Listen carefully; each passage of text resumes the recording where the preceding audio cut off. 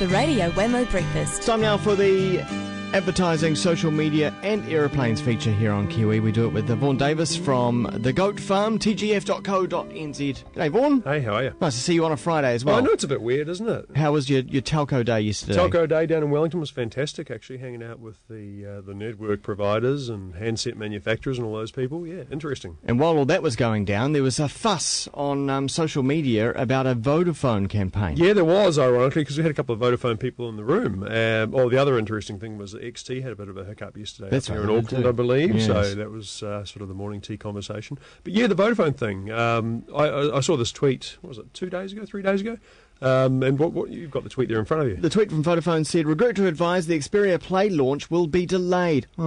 Major security breach. The shipment of phones has been stolen." Yeah, so I saw that retweeted to me from someone, and I just immediately replied, "Bullshit." I mean, it was obviously bullshit. This is not how you'd respond to a real, shipment being stolen. My first hearing about this was a link sent from the Facebook of Vodafone to a security footage video that they said was a security footage video of someone stealing the Xperia phones in their store. Yeah, I mean it's clearly a marketing promotion, and it turns out it pointed to something called the Epic Challenge, which is a Facebook game, and it's a really good Facebook game. You enlist at least two of your friends, and you go on this sort of journey from one place to another to try and track down these phones. And there's nothing wrong with that. That's cool. That's fun. It looks like it costs them a lot of money, so I hope it works. Sounds a little bit like a vodka campaign. Yeah, I know. But it's not the first time this sort of thing's been done. But it'll work. It's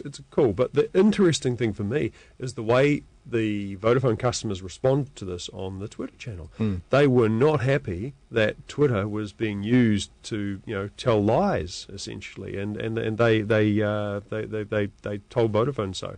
And I guess the lesson is that you can decide all you want as a marketer how you're going to use these channels, but really it's the user who decides what it's all about. Well, Vodafone responded on their Twitter account and said, "We hear you loud and clear.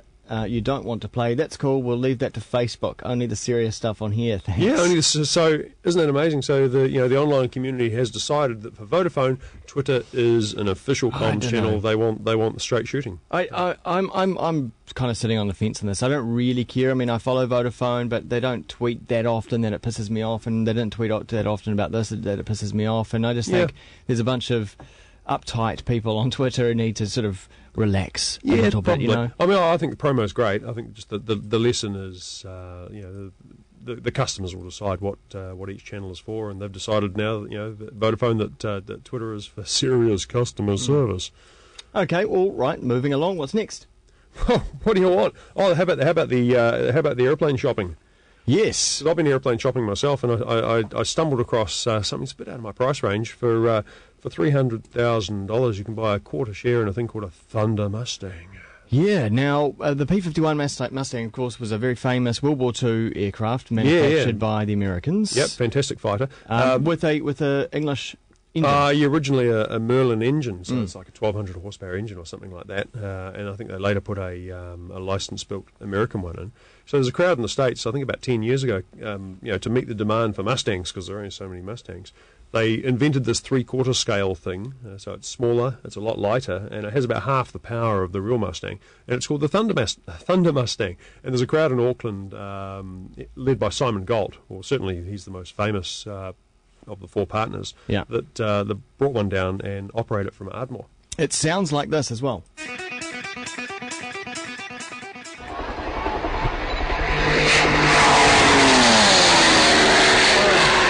It is kind of nice. It's no Merlin. It's not the Merlin, but it gives you the shiver up the spine. That's and incredible performance. So I've written some numbers. So I hope the numbers don't sound boring on the wireless. But the real Mustang weighs 11,500 pounds. All these airplanes, you do it in pounds.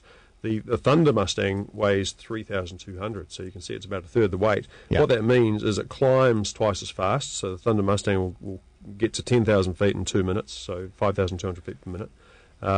Its top speed, the speed, if you put its nose down, the speed at which you don't go any faster or the wings will fall off, is 439 knots, which equates to 813 kilometres per hour. Wowzers. So eight times the highway speed limit, Yeah. which is pretty impressive. And around 600 kilometres per hour at sea level. Now, and the trick is, if you see one of these flying over Auckland or wherever over your city, you've got to pick the difference. Is it this one? Is it the Thunder? Yeah, because there's a real Mustang around as well. Yeah. I guess the easy way to spot this one is that it's painted like a bad 1970s pleasure boat with sort of maroon and cream and a bit of sponsors logo nastiness all over it. My best experience with the P51 Mustang, and of course you have an experience with a P51 Mustang, and of course it's not flying in one. It was at Splore last year, the music festival out in South Auckland. Final day, sitting on a hill, eating some nice bowl of mussels. Old Mecca Supreme, great band from Wellington on stage. Out of nowhere, P51 Mustang comes flying right behind us over the hill, does a barrel roll, and takes off out over the Firth of Thames.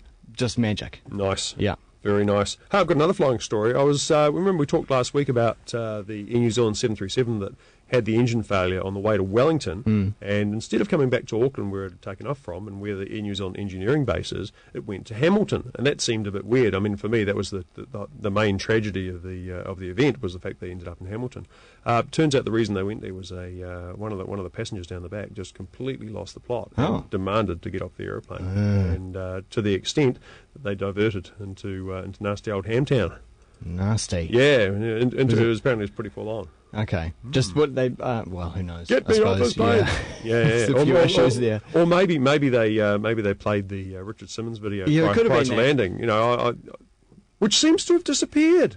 Are they? Oh, good. Well, I flew to Dunedin and back on Tuesday, and it was Richard Simmons both ways, and then I flew to Wellington and back yesterday, and it was rugby.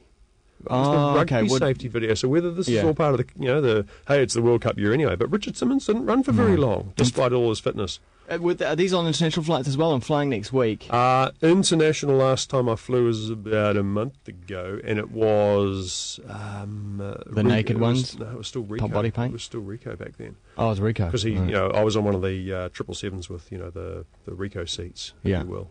Yeah. All right, well, I think that's all we've got time for today. Go and check out more chatter about this kind of stuff. The video, in fact, will be posted up at tgf.co.nz, and you're most welcome, of course, to take part in the conversation that happens over there as well. Do that. Thank you very much, Vaughn. Cheers. I'll see you next time. Okay. It's Thursday, in fact.